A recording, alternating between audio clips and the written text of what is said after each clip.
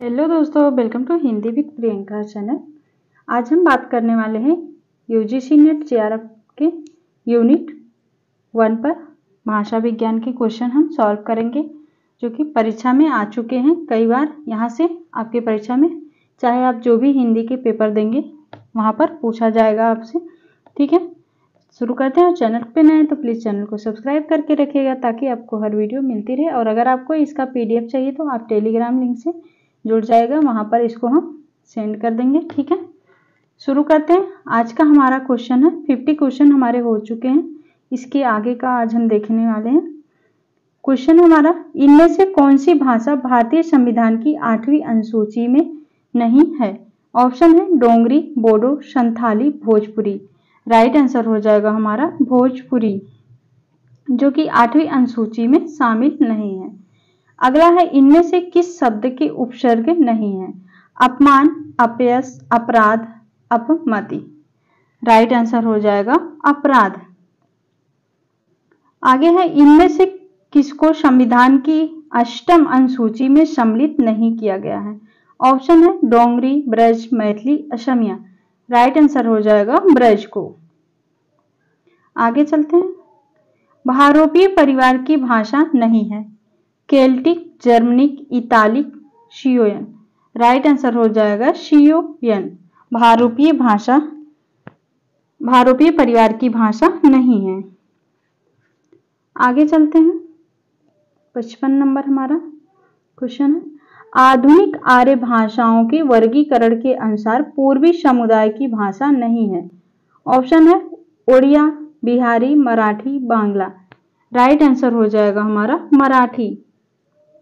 अगला है, हिंदुस्तानी शब्द यूरोप के लोगों की देन है, यह कथन किसका है? मोस्ट इंपॉर्टेंट कथन है और ये पूछा गया है कई बार परीक्षा में। गाशा दत्ताशी, Grierson, Shiv Singh Sengar, Ramchandra Shukla. Right answer हो जाएगा किसका कथन है? ग्रियर्सन का कथन है, जॉर्ज ग्रियर्सन। आगे है, दोहा या दोहा किस भाषा का लोकप्रिय छंद रहा है? पाली, अपभ्रंश, प्राकृत, अवधी। राइट आंसर हो जाएगा हमारा अपभ्रंश भाषा का।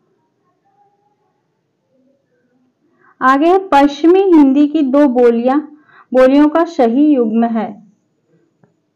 युग्म है जो कि पश्चिमी बोली का हो। दो बोली, कन्नौजी, अवधी, छत्तीसगढ़ी, महागुरु, ब्रज, बघेली, खड़ी बोली, बुंदेली। राइट आंसर हो जाएगा हमारा खड़ी बोली और बुंदेली, जो कि पश्चिमी हिंदी की बोलियों के अंतर्गत आती है। आगे है, अर्धनागधी अपभ्रंश से विकसित बोली है? बांगरू, ब्रजभाषा, बघेली, भोजपुरी। राइट आंसर हो जाएगा हमारा अर्धनागधी अपभ्रंश से विकसित बोली है ऑप्शन बी, बघेली। अवधी, बघेली, छत्तीसगढ़ी, 3 भाषाएं हैं। ठीक है, यदि आप नेट जेआरएफ निकालना चाहते हैं तो कोई जरूरी नहीं है कि आप महंगे कोर्स से ही कंप्लीट करें क्वेश्चन को। ठीक है, फ्री में पढ़कर भी बहुत लोग निकाल लेते हैं। ठीक है, बस आपको ज़रूरत है कि डेली आप इसका प्रैक्टिस करते रहें। ठीक है, अगला क्वेश्चन हमारा, निम्नलिखित में से किस भाषा को संविधान की 8वीं अनुसूची में सम्मिलित नहीं किया गया है? डोंगरी, मैथिली। देख रहे हैं इस तरह के क्वेश्चन कई पूछे गए, तो ऐसे किसी भी भाषा का दे के पूछा जाता है। ठीक है, डोंगरी, मैथिली, मणिपुरी, छत्तीसगढ़ी। इसका हो जाएगा राइट आंसर छत्तीसगढ़ी, जो कि संविधान की 8वीं अनुसूची में सम्मिलित नहीं किया गया है। बाकी तीनों हैं डोंगरी, मैथिली, मणिपुरी। इनमें से कौन सी बोली आकार बहुला है? कौन सी बोली आकार बहुला है? खड़ी बोली, बुंदेली, ब्रज, कन्नौजी। राइट आंसर हो जाएगा हमारा खड़ी बोली आकार बहुला बोली है। आगे कंठोष्ठ ध्वनि का उदाहरण है औ, क, ए, ता। राइट आंसर हो जाएगा हमारा औ। कंठोष्ठ ध्वनि का उदाहरण है औ। आगे है, इनमें से कौन सी ध्वनि संयुक्त व्यंजन है? क, ट, च, औ। इसका हो जाएगा राइट आंसर के, जो कि संयुक्त व्यंजन है। आगे है, प्रयत्न के आधार पर ला किस प्रकार की ध्वनि है? इसका हो जाएगा ला पार्श्विक व्यंजन है, ठीक है। ला पार्श्विक है और ऐसे ही रा लुंठित व्यंजन है, ठीक है। दोनों को आपको कंफ्यूज नहीं होना है, अच्छे से इसको दिमाग में बैठा के रखना है। ला पार्श्विक और रा लुंठित, ये अक्सर पूछा जाता है, ठीक है। इनमें से कौन सा युग्म अघोष ध्वनि है? कौन सी युग्म अघोष ध्वनि है? ग, घ, पा, फा, ड, ढ, द, ध। इसका हो जाएगा राइट आंसर अघोष ध्वनि है, ऑप्शन सी, प, फा। आगे निम्नलिखित में से किस भाषा का विकास शौरसेनी अभ्रंश से हुआ है? गुजराती, मराठी, पंजाबी, सिंधी। राइट आंसर हो जाएगा हमारा गुजराती, जो कि शौरसेनी अभ्रंश से विकसित है।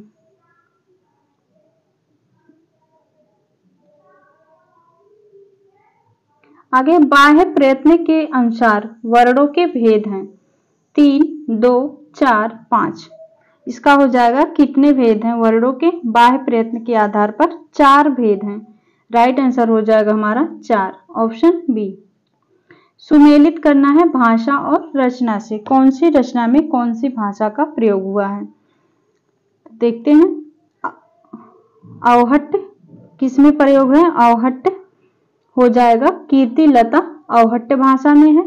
उसके बाद भंवर गीत ब्रज भाषा में, अवधि मधुमालती में, खड़ी बोली प्रिय प्रवास में। मोस्ट इंपॉर्टेंट है ये जितनी भी रचनाएं दी गई हैं, ठीक है। राइट आंसर हो जाएगा ऑप्शन डी। आगे है निम्नलिखित बोलियों को उनके क्षेत्रों के साथ सुमेलित कीजिए, ठीक है। वहां पर था रचनाओं के भाषाओं के सुमेलित करना था, यहाँ पर बोलियों को उनके क्षेत्रों के साथ सुमेलित करना है, भाषा और क्षेत्र। तो खड़ी बोली हो जाएगा हमारा बिजनौर, खड़ी बोली बिजनौर। ब्रज भाषा हो जाएगा आगरा। बांगरू कहाँ का है? करनाल। अवधि हो जाएगा हमारा Awadhi Sultanpur. Right answer option B. आगे चलते हैं। संस्कृत का कोई भी शब्द मनमाने ढंग से तोड़ मरोड़ कर तद्भव नहीं बनाया जा सकता। उपयुक्त विचार किस विद्वान का? मोस्ट इंपॉर्टेंट ये है Ramvilas Sharma, George Grierson, Suniti Kumar Chatterjee, Namvar Singh. Right answer इसका हो जाएगा, किसका कथन है? रामविलास शर्मा का है। कहते हैं संस्कृत का कोई भी शब्द मन चाहे ढंग से तोड़ मरोड़ कर तद्भव नहीं बनाया जा सकता। यह विचार रामविलास शर्मा का है। मोस्ट इंपॉर्टेंट है। आगे है इनमें से कौन सी बोली बिहारी हिंदी वर्ग में नहीं आती है? भोजपुरी, छत्तीसगढ़ी, मैथिली, मगही। राइट आंसर हो जाएगा हमारा छत्तीसगढ़ी। बिहारी हिंदी वर्ग में नहीं आती छत्तीसगढ़ी, बाकी तीनों बिहारी के अंतर्गत आती हैं, भोजपुरी, मगही, मैथिली।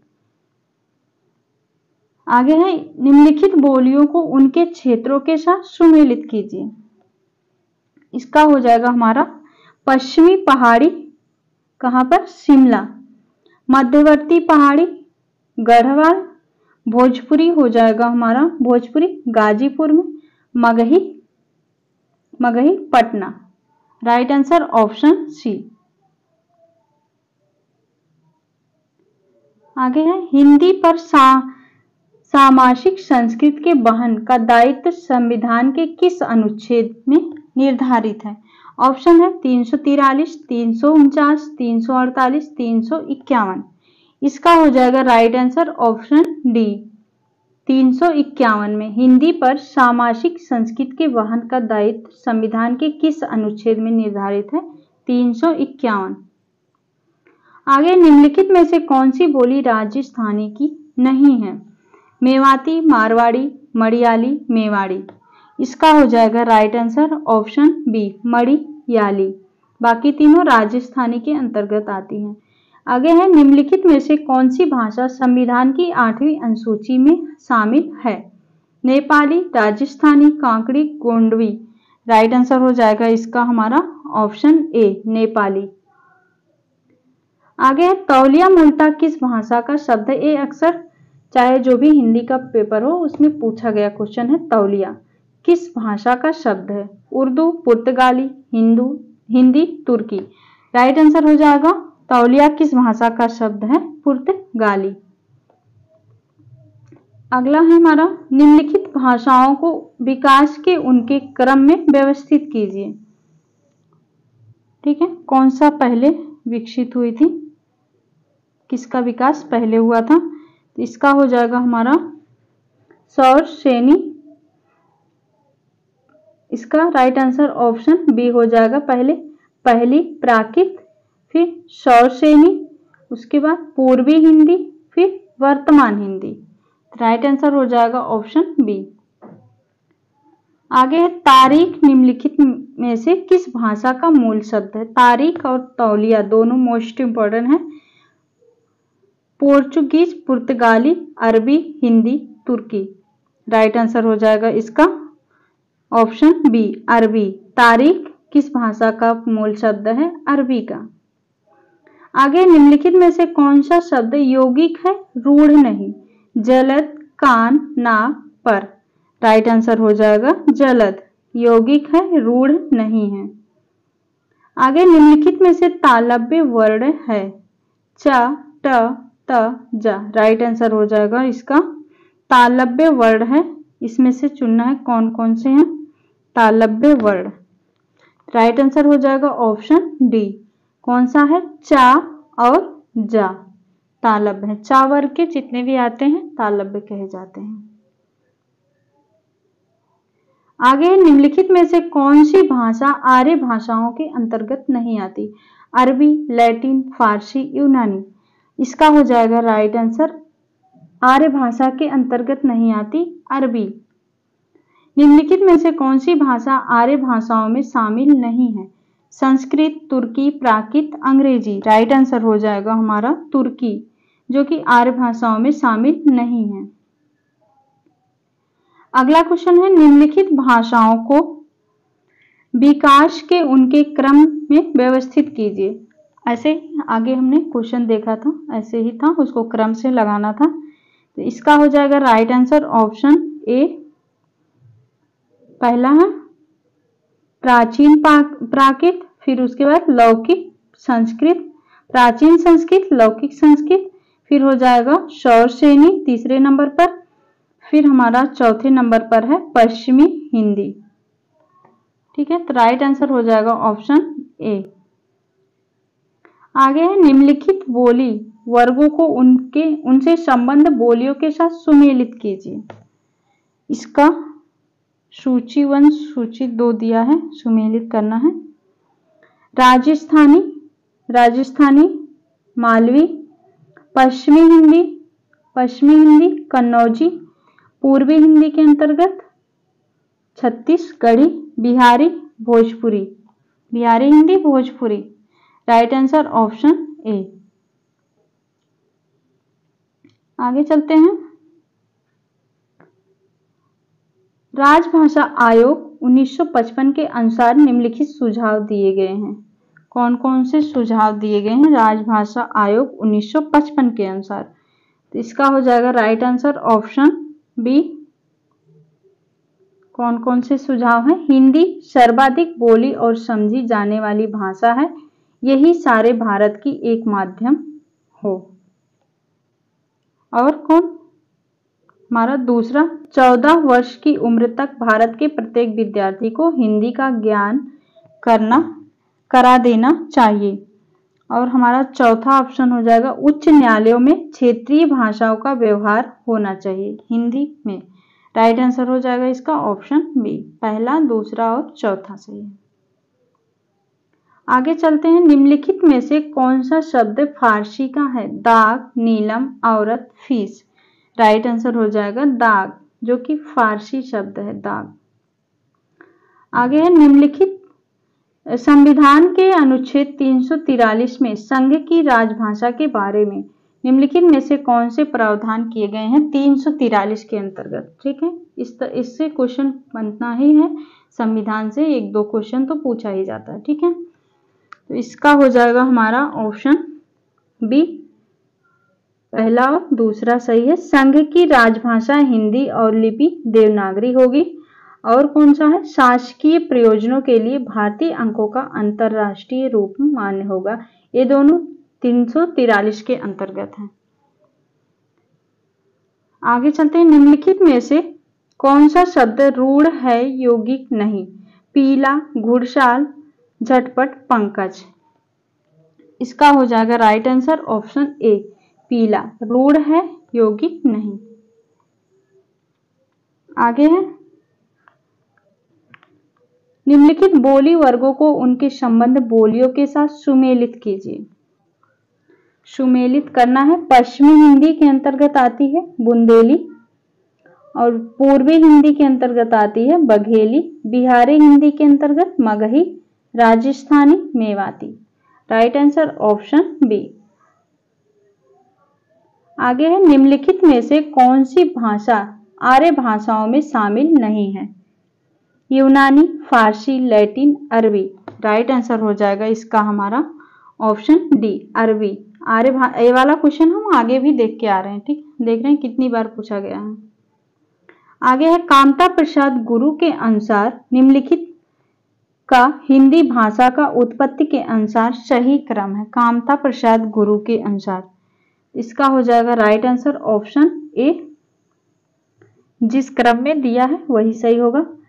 पश्चिमी सौरसेनी, फिर नागर अपभ्रंश, पश्चिमी हिंदी, वर्तमान हिंदी। राइट आंसर हो जाएगा ऑप्शन ए। आगे है। सूची 1 के साथ सूची 2 को मिलान कीजिए। यहाँ पर आयोग दिए गए हैं और उनके प्रकाशन वर्ष से सुमेलित करना है। तो इसका हो जाएगा हमारा राजभाषा आयोग 1955 में, प्रथम राजभाषा आयोग आया था 1955 में। राष्ट्रपति का आदेश, राष्ट्रपति का आयोग हो जाएगा हमारा 1960। राजभाषा अधिनियम,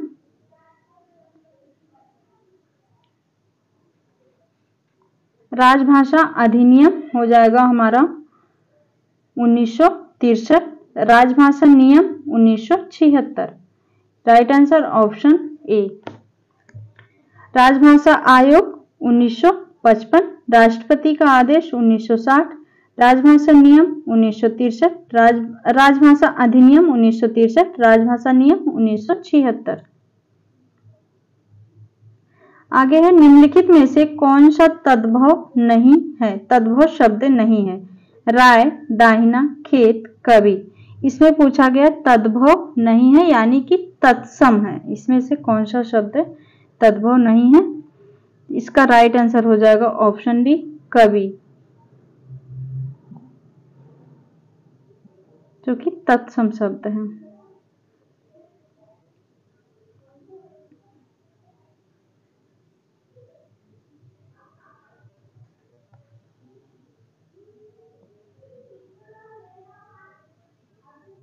आगे है। सुमेलित करना सूची 1 को सूची 2 से।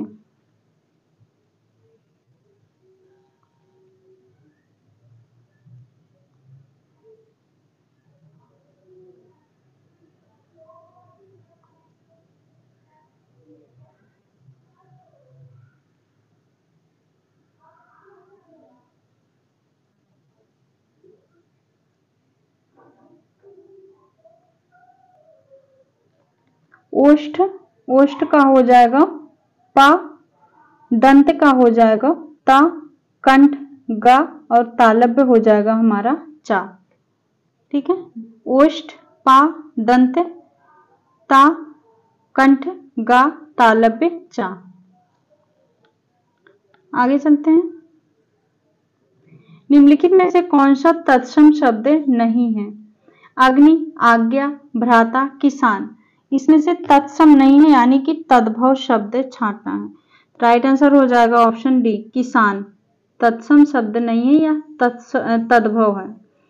ठीक है। अगला क्वेश्चन है। निम्नलिखित में से कौन सी भाषा सामी भाषाओं में शामिल नहीं है?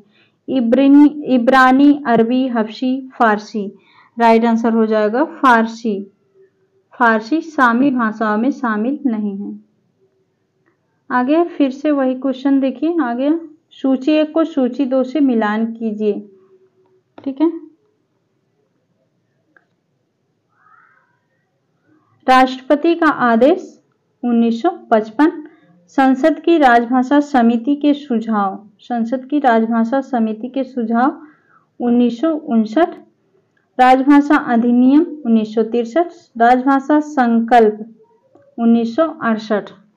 राइट आंसर हो जाएगा ऑप्शन डी। यहाँ पर हमारे क्वेश्चन समाप्त हुए। ठीक है। इसका एक भाग हमने अगले वीडियो में देखा था, अगर आपने नहीं देखा तो उस वीडियो को जरूर से देखिएगा। 50 क्वेश्चन। ठीक है। और इसको हम टेलीग्राम पर भेज देंगे, आप वहाँ से देख लीजिएगा PDF अगर आपको चाहिए। ठीक है। उम्मीद है आपको यहाँ से काफ़ी हेल्प मिलेगा परीक्षा में।